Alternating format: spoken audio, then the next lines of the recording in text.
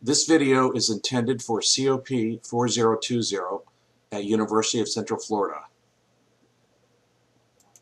I'm going to be talking about how to get started with the C# language. But even before I do that, I want to talk about what the Dotnet framework is. The Dotnet is actually a framework of base class libraries. It gives you a lot of functionality going out of the box. In order to use this functionality, you just use special statements at the beginning of your source code, kind of like job imports, but these are usings that the actual statement is using. And you get all the functionality. .NET is installed on all Windows platforms, so it's not a problem. What's an interesting fact is your programs actually only partially compile into what's called MSIL, or Microsoft Intermediate Language. At runtime, though, they do a just-in-time compile, and then they go from this MSIL to binary machine code. But so the only thing you really have to know is that the .NET framework is underpinning everything.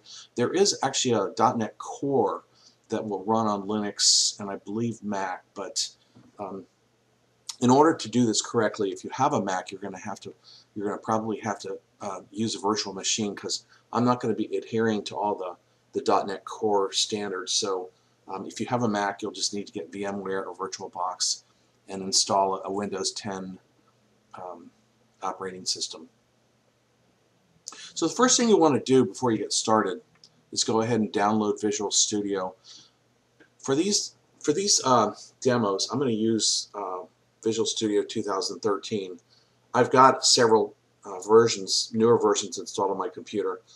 I actually use 2013 to support a lot of legacy applications that I still have. But it's not a problem. Everything I do is going to be upward compatible with the later versions. What you'll be doing is you'll be installing the Express version of Visual Studio, which is free. You do have to register. And I think you can use it for 30 or 60 days without registering. And registering is a real simple matter. You just go and fill out a few forms or whatever. It doesn't cost you any money. So the first thing you want to do is install Visual Studio. And here, as you can see, I've run Visual Studio, and I'm going to pause and move this up so you can see the actual menus. Okay, there. Okay, there. So you should be able to see the menus. As I'm accessing them, I wanted to make sure that you can see. So I'm going to create the simplest possible project. Go to File, New, Project, and you'll notice that I'm going to I have Visual Basic. Please don't use Visual Basic. It sucks. It's just there for this outlier community who still wants to write in Visual Basic. We're going to be here under the Visual C# tree, but you can also use Visual C++. It's got a really nice C++. Visual F#. I actually used to teach that in programming languages, and I got so many complaints I stopped. Actually, Visual F# is a lot like Haskell. It's a functional programming language, and it operates within the .NET framework. What's interesting is it's interoperable with C# pieces, so it's really convenient. I'm sure that all these other types you may have a time for, but anyway, so under C#, we're going to go to Windows Desktop.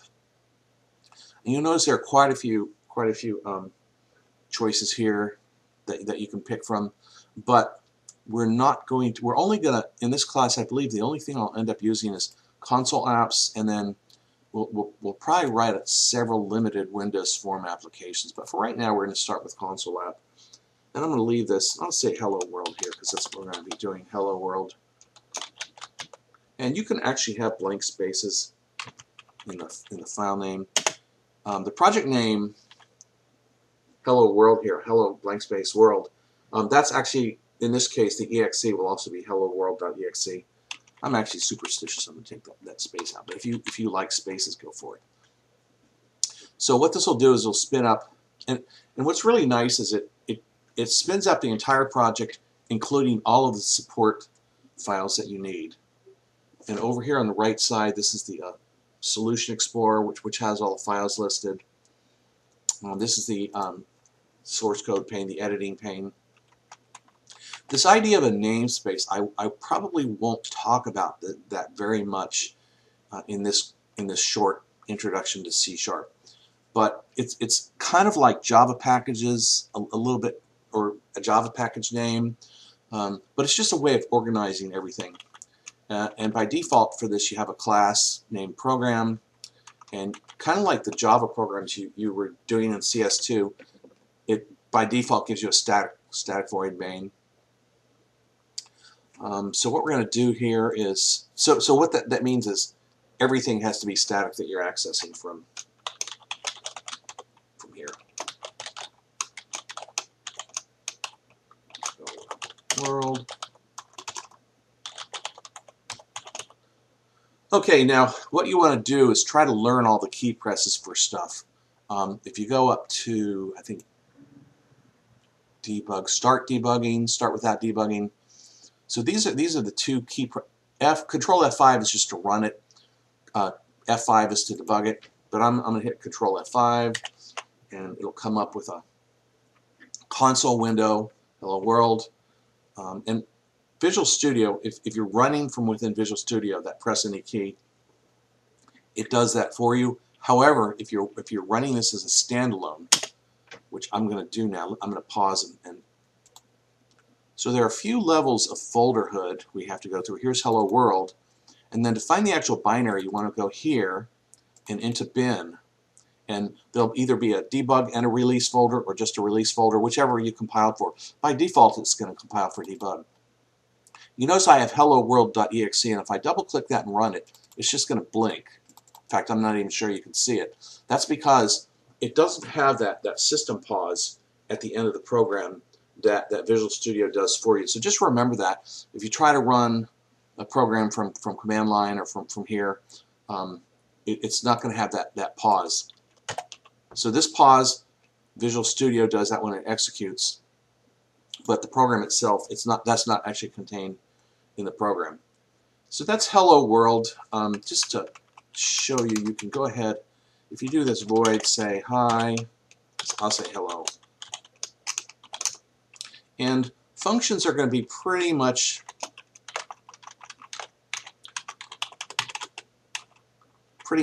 like everything you've learned. You're not going to learn anything new here. So I'm going to say hello. Okay. When I run this, obviously it's not going to even compile, because what it's going to tell me is that it can't call a non-static field or a non-static function. So I have to add static here, and in that way it'll go ahead and work. So we'll talk a lot more about functions shortly. We got to get through data types first, but we can get rid of that, get rid of that. So that's the architecture of a hello world program. And by the way, compile or build is left shift, left control B. I just hit it now, and I compiled it without running it. If you hit Control F5, it compiles first, then it runs. If you just want to build, obviously all that stuff is up under build, but I never go to the menu. I always use the shortcut keys because it's so much easier and faster.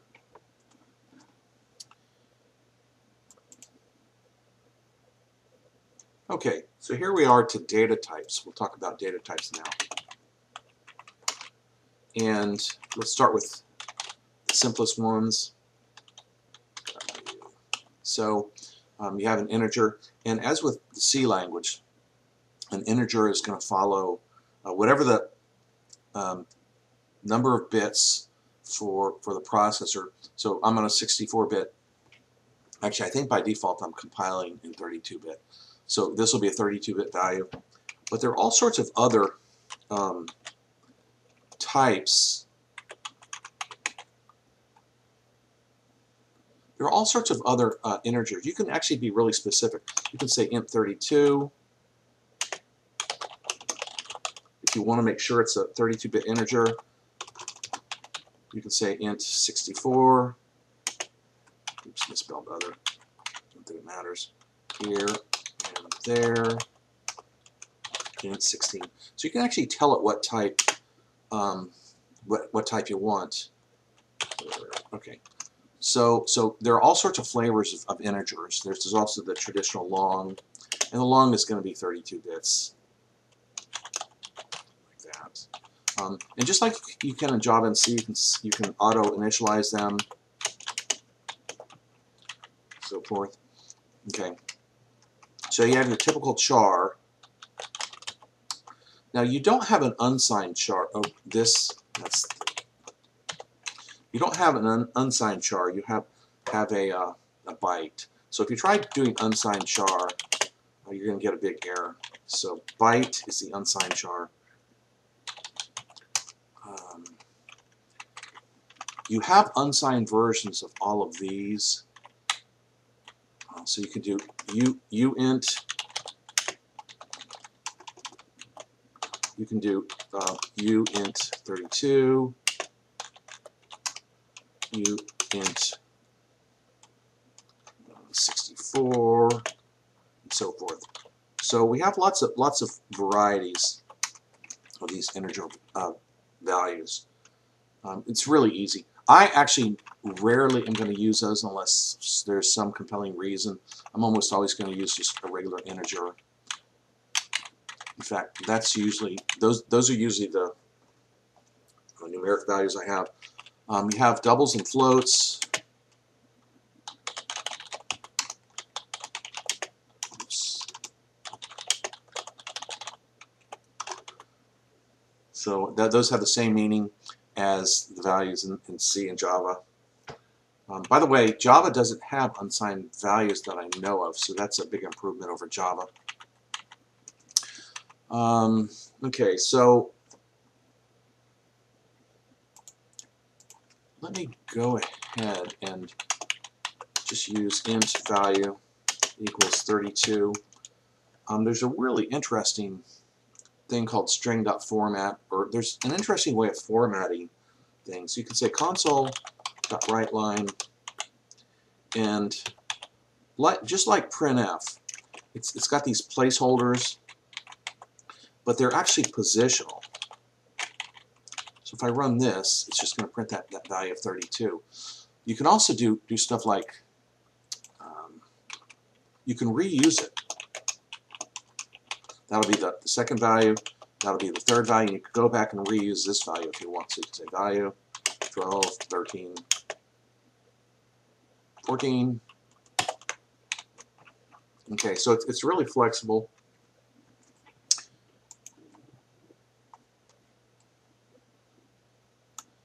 There actually is a Boolean class.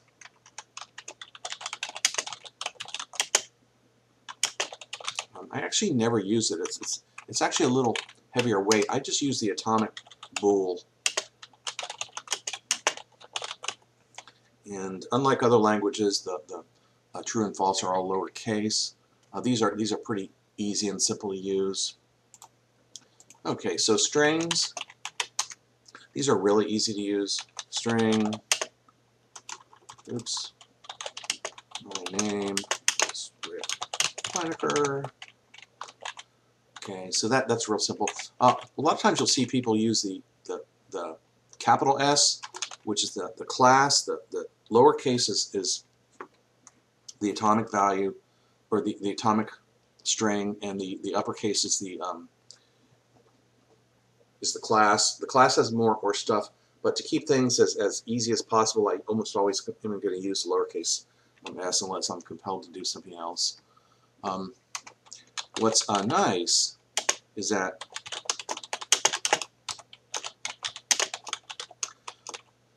unlike Java and C and C#, or excuse me, C++, you can actually say if my name equals your name, console writeLine, we have the same name. Obviously, that's something. So you can just do a direct equal comparison if you want. By the way, the conditional operators here are just like Java and C. Greater than equal, less than equal to, equal, does not equal. And you can actually use the not operator alone. A lot of times I end up using the not operator alone. Okay, so that's strings. One of the really cool things about strings is there's something called string.format that I use a lot. What I used to do when I first learned this, way back when C# was a new language, is I would do a string concatenation, a lot like you do in JavaScript. I'd say string test. When I say test equals maybe my name plus your name plus crap plus 15 won't work, are the names. Okay, and that actually works, but I actually got scolded by a Microsoft engineer once. This was back really in the early days. And what he was telling me is that behind the scenes, it's actually creating, each time you do one of these, it actually has to create another object. So really the most performant way to do it is something like this: test equals string dot format. So this is the recommended way. So it's a lot like sprintf. So you do your formatting, you have a placeholder here, another placeholder here are the names, and you just fill them in with my name and your name. So this is the recommended way to do it. Either way you do it in this class. This is such a short section on C#. I'm not going to take off any points or chastise you like the Microsoft engineer chastised me. But you want to try to use this if you, at all you can. And so that's a really nice way. Also, there are lots of formatters. Like there's a C, like let's say double value equals 15.56. I can say test equals string dot format.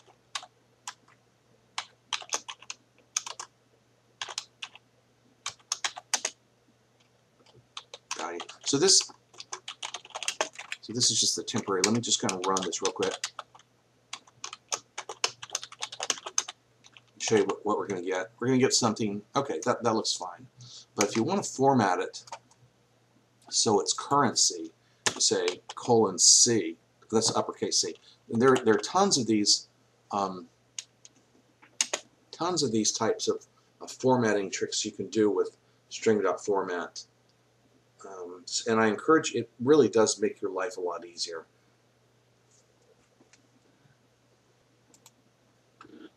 C# does support enums, which can be very handy sometimes. So enum, let's say days.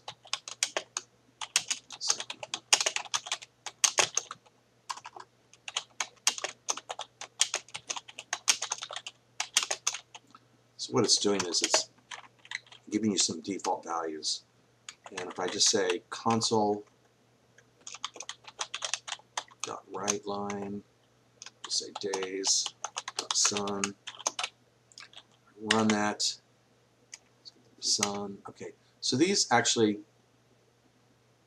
are just a convenient way that you can create your own. In C, the C and C# language, you have these things called defines. This just gives you a really nice and easy way to kind of clump things together, so you have something to use. It's actually recommended rather than having a bunch of numeric constants or whatever. So yeah. Okay, I'm going to kind of repeat myself. Let me just go through and the relational operators. Just want to make sure I got this: equal, equal, does not equal, greater than, less than, greater than, equal to, less than, equal to. Logical operators, just the usual suspects here. Logical operators.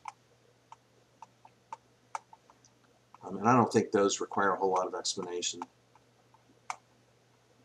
Okay, so those are the variables operators. Okay, let me see. Now we're going to go to conditionals. Conditionals are exactly like they are in Java and C and C++ if 5 is greater than for just exactly. There is absolutely no difference between C# conditionals and Java and C conditionals. So now let's take a look at arrays. Arrays are really simple. So int, have an int array, and you put the decorator right there. I know in other languages it comes after the variable name, but let's say values. So if you try to do values.0 equals 32, it will crash. The reason it will crash is because you haven't allocated any kind of space for that. So you have to say equals new int 100, something like that. So then you can go ahead and say values sub 0 equals 32, values sub 43 equals 19, whatever you want to do, whatever happens to be correct. So the only difference in arrays between C and Java is the way they're declared and allocated. So anyway, arrays are super easy. You can have arrays of structs, you can have arrays of classes, you can have really arrays of any kind of object that there is. So pretty simple, pretty easy to relate to your other languages. Okay, so let's quick talk about data structures. I end up using data structures all over the place. So just use the struct keyword, my struct, and I normally decorate this with a public in case I want to access it from outside. But you just have int value double value 2 string name. Now you can't auto initialize this. You can't say it's Rick. You get a big error if you do. It's not a good idea anyway.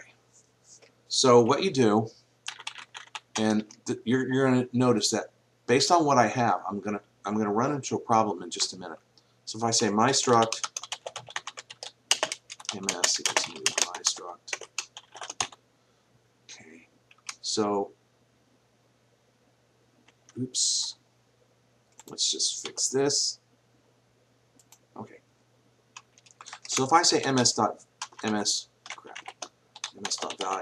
equals 47, and I try to compile this, I'm going to get an error.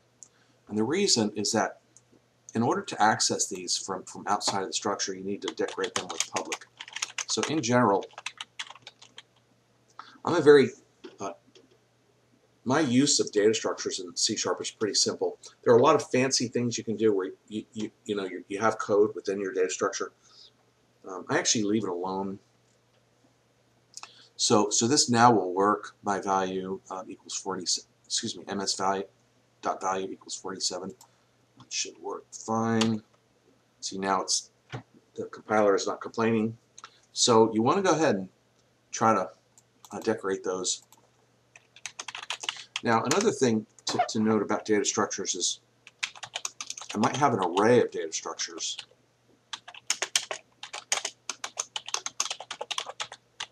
So let's say I allocated 50 data structures, an array of 50 data structures. You can't just, oh, I need a name here, say ms.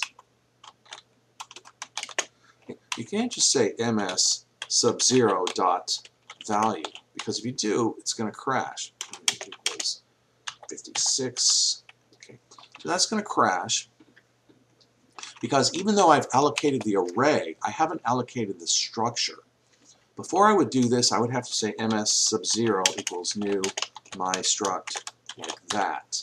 Okay, so there are a couple of gotchas when you talk about data structures, and that's one of the big ones. A lot of people get hung up on that one. It takes them a while to kind of course, once you make that mistake, that you don't make it again. It's you learn a lot from that mistake.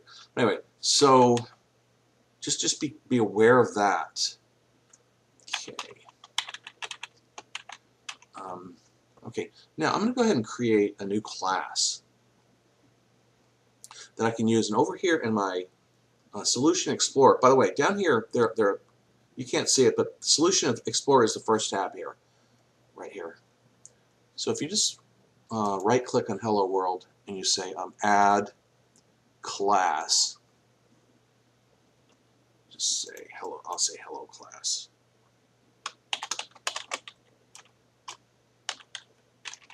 Okay. And what we're going to learn here is not tremendously dynamic or anything, but this is really easy. Basically, what I'm doing is just going through and showing you kind of the way how to add classes and use them. Okay, so I'm going to have a public function called public method called void. Say hello.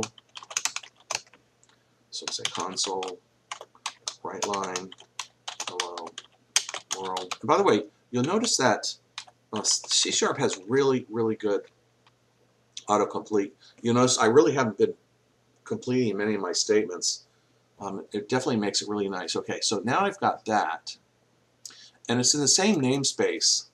So that's this might be one of the few times I'm going to go ahead and mention this. But so if I say hello, see, it already has it. If it was in a different namespace, it wouldn't.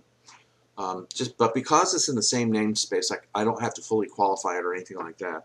So hello, we'll call this hell equals new hello. Say hell dot. Say hello. Run this. Does what you expect it to do. Now I could also create static methods in here. Say public static. Say hi.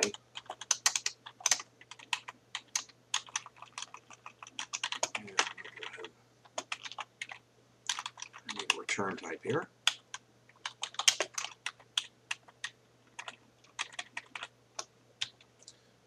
Okay. So here I can say hell. I say hello. Dot. Say hi. And since that's static, I don't need to I don't need to go off of the instantiated class. So there are sometimes good reasons to have static methods and getters and stuff. Yeah. Okay, so let me go ahead and talk about classes. I mean, not classes.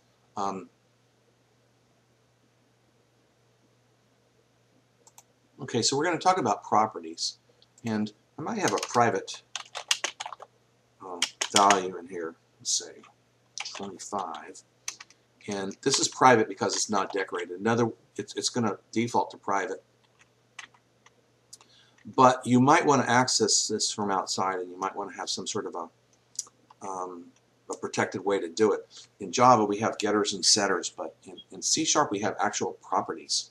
So I could say public int age, and a lot of times my properties are almost always uppercase. So we have a get that we can create. Return age. Okay. And now we have a set age equals value. Now you can have you can have one or the other or both. You can mix and match if you want. So now if I say console dot writeLine your age is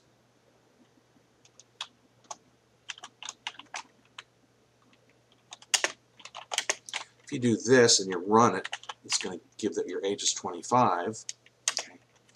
But if you want to set that somehow before you call it, you want to say hell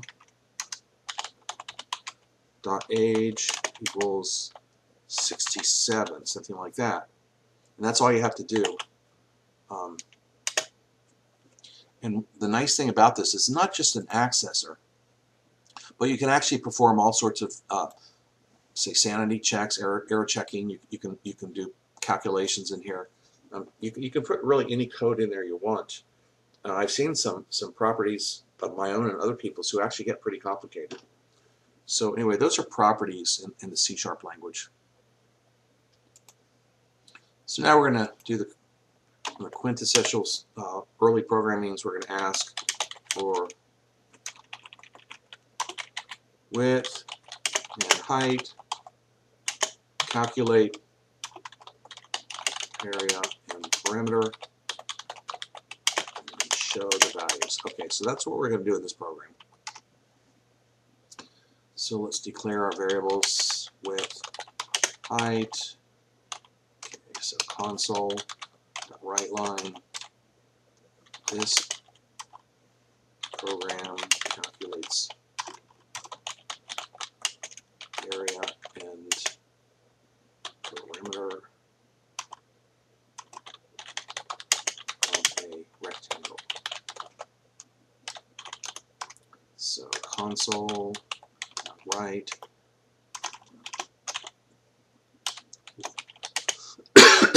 is the width, space there. Okay, so it's not quite as easy as using a scanf and C and so forth. But let's go ahead and say width. So first we have to let them type something in. Okay, and they're actually going to be typing it in as a string. So let's create a string up here. We'll call it user input. So user input equals console.readline. Okay. Now we have a string, and we have to convert it to an integer. So we'll say width equals convert dot to int 32 user input. Like that. Now we actually have the width. The thing is, you're also trusting on this line. You're trusting that the user actually typed in a numeric value. If they didn't, then this will throw an exception. Let me go ahead. If I say 100, that's no problem. But if I say Rick, that's definitely a problem. So C# has the traditional try-catch block.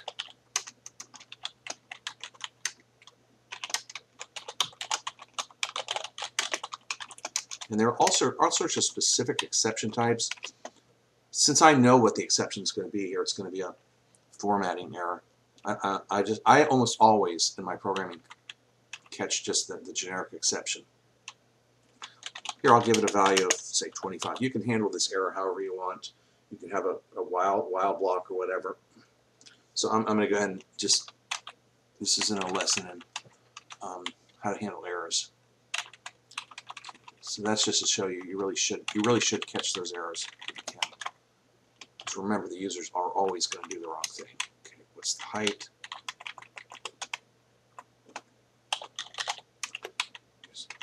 We're reusing the same string since height. Okay,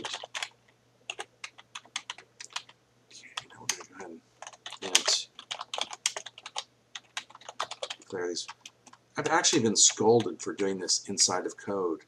A lot of purists think that you should always declare your variables up at the top. I'm not totally into that, but it does make a lot of sense if you do it, because that way you only have one area to look for your declared variables. So I'll go ahead and do that.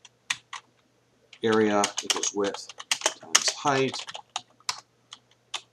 Perimeter equals width times 2 plus height times 2. Okay, so now we're going to do a console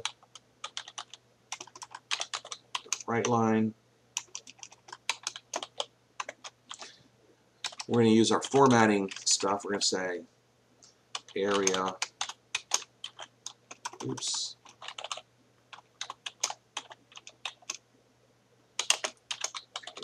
perimeter,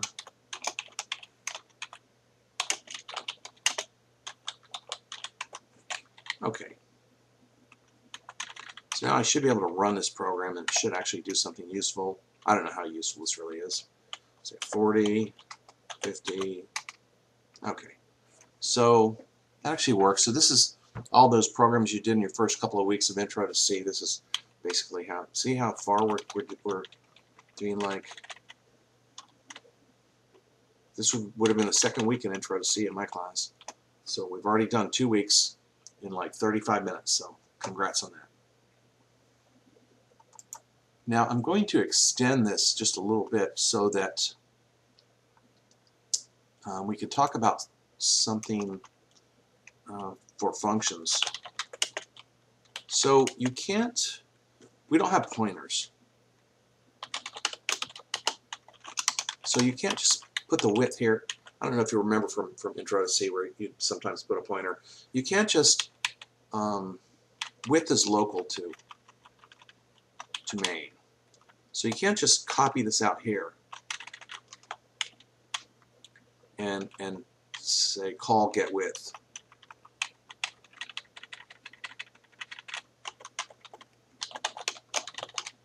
And expect it to get the value. You can actually return it. Like we could do an int return or something like that. I'll do them both here. Return int width. Spell get width. String user input. I think that probably fixed up all those problems, except now I need to return width. So this is one way to do it. That's probably your classical. So here I'd say width. That's your classical function to get width. Let me go ahead and do that for height also. Say get height.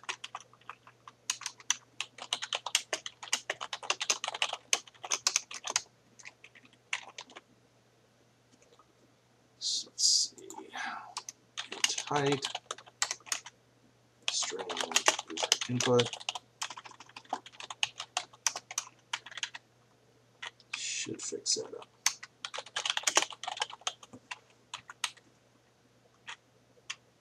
So height. Let's get height. Okay, so this works just fine. But there might be times when you want to, you've got more than one thing you want to return or thing. So there's a way of doing this. Still, so when you took Intro to C, you talked about passing variables as values or by reference. Remember, reference was you use pointers. So we still have a reference here. So you can just do width. You're returning it. Okay, so this is kind of like a pointer, really kind of like, not even. It's quite different, but just think of that. So I passed the reference of width instead of the actual width. And now here, instead of this, I need to adjust this. I need to say ref. That way it knows to pass the reference to width. By the way, it's complaining about this. So you'll find that many times, let me change it both and I'll explain that. It's going to complain about them both. Change this to void. Ref int height. Okay. The reason it doesn't like this is because these are uninitialized. If you go ahead and initialize them up here, then it'll get over itself and it'll let you do that. So just remember, if you're passing by reference, it doesn't like it. Just won't let you do it. It won't let you pass by reference on an uninitialized variable. Okay, so I'm going to go back to that example with the class that we get rid of all this crap. Of course, it's not crap, it's code I wrote, so it's beautiful, right? So let's go back to hello.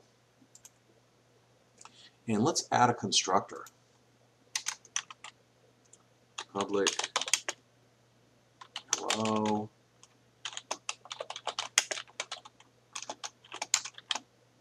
So this constructor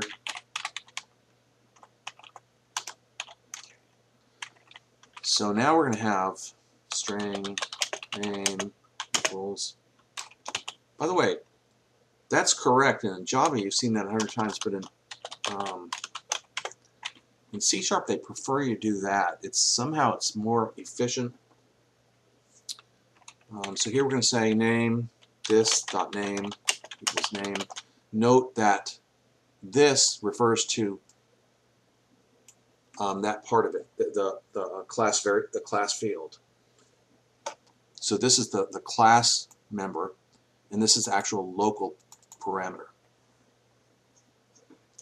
Okay, so now I can say hello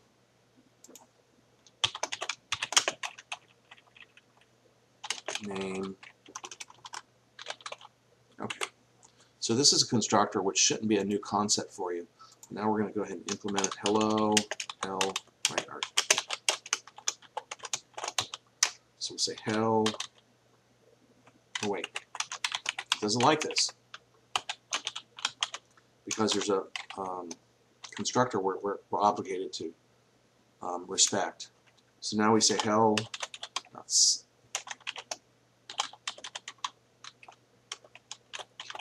now we should be able to go through and say hello quasi-world. Okay, so these are all really easy concepts for you since you're already pretty advanced in programming. But it's just still important to go through and let you know what the nuts and bolts of how to do this stuff is. I want to talk just for a minute about switch statements in C#. Back in the C days, you could have just a default without, or you could actually not have a break statement. Switch int equals 2. Switch value. So it used to be in C, okay, 0, break, case 1, break, so forth. You could say console, right line, 0. Let's go just clone these things.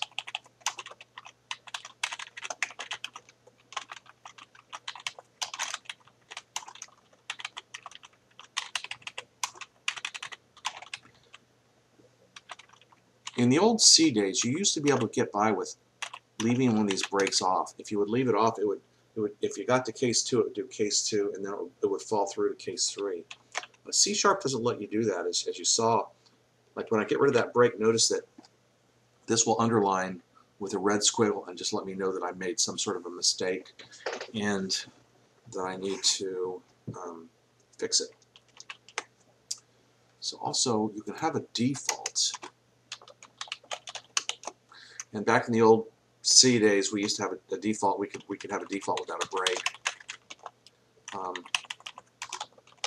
Doesn't let you do that anymore either. So anyway, that's just a couple of words about switch statements. Except for that, it's the same as it is in the C language, Java language. Let's see, for loops, and actually the most common way to do it is to declare your counter here, I equals 0, I less than equal to, say 1, I less than equal to 10, I plus plus. So loops, for loops are about the same.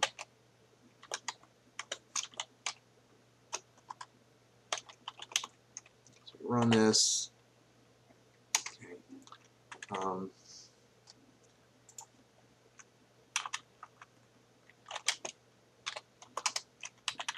Say j equals 0. Whiles are about the same. While j, 1. Let me make it look the same. While j is less than or equal to 10. Oops, sorry about that.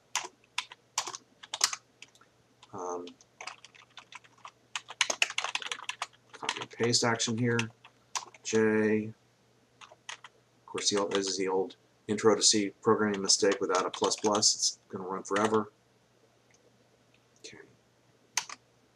And the do whiles are exactly what you'd expect.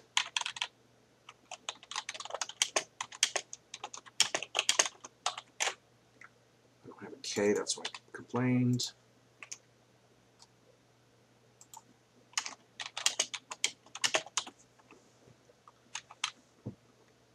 So let's go ahead and do this. Copy paste action. Okay. Okay, so these are exactly what you expect. The for loops, the while loops, and the do while loops. They work pretty much the same as you're used to. Okay, so next week we actually spent a lot of time with lists when we started on LINQ. This first week we're not going to be using them very much, but I just want to mention lists. Lists you probably ran into when you're learning your Java. It's the same as see, lists have a type, so it's like using a generic in Java. So this is the list object, this is the type, this is the identifier, the name, equals new list, and like that. So that's really all you have to do. You can say list string list2 equals new list string, like that. So I can say for int I equals 0, I less than 10, I plus plus. So you just do a list.add I, and it's going to store all those results in that list. I use lists a lot of times when I want to have a temporary collector for some data that I created. You can also do for int I equals 0, I less than 10, I plus plus. So you can say list2.add convert to string I. So you just add the same way. You just have to add the atomic type that the list is made of. You can do lists of data structures. You can have lists of classes. It's a very, very flexible mechanism. So we'll end up using lists quite a bit in another week when we start in our links section. And list supports list.length, excuse me, count. Yeah, list.count is how many are in it. You can do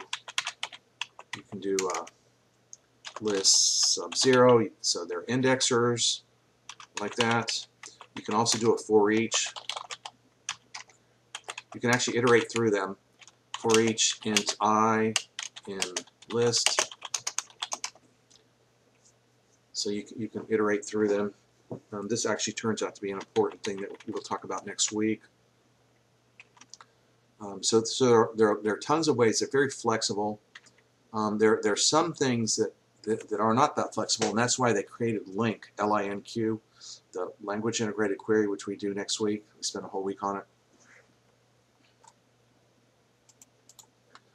Just to let you know, you can typecast.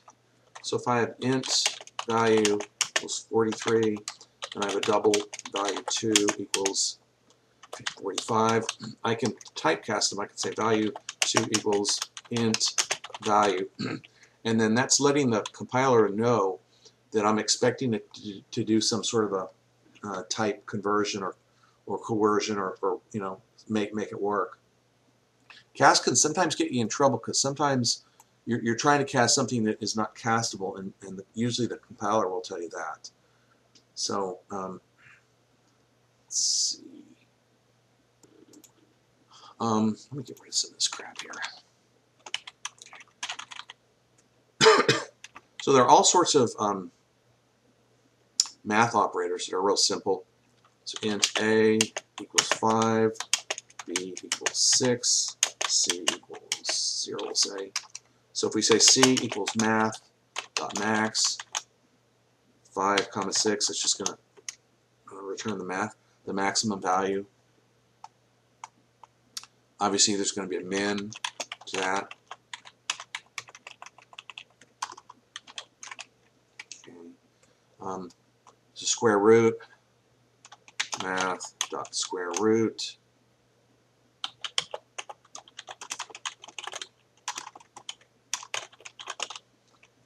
Okay.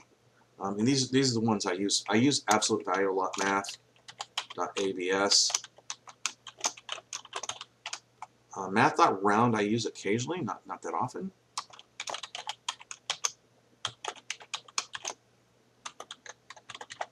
Okay, so that'll round that number off for you. I believe there's a floor and a ceiling. Floor. So math. I'm just trying to give you the ones that I use most often. Math.floor, math.ceiling. I use those two fairly often too. So there are some pretty simple math functions that you want to make sure you at least know that are there. There's a typical, I forgot to mention, there's a typical break and continue in for loops. Oops.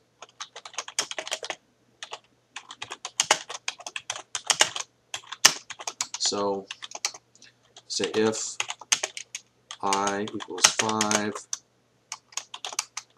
continue if I equals 7, break. Now, oops, of course it's going to flag this as an error. Now you'll notice I'm in the habit of always, I never do this without braces. I always have braces, even though I could legally do this. I have found that when it comes time to debug, and I teach this in, I taught this in processes this year. If you do that, it's much harder to, when you actually are using the debugger to single step through things. It's actually harder to do and harder to see. So I'm always going to have, it's actually just best practice. I know you guys want to be lazy and whatever, and so do I sometimes, but it's just not a good idea. Okay, so there's the same sort of polymorphism. So let's say function int 1. Okay, this has to be static anyway.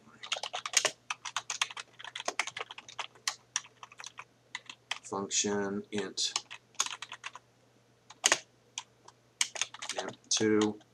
So it's not going to have any trouble compiling this, even though there are two functions named function.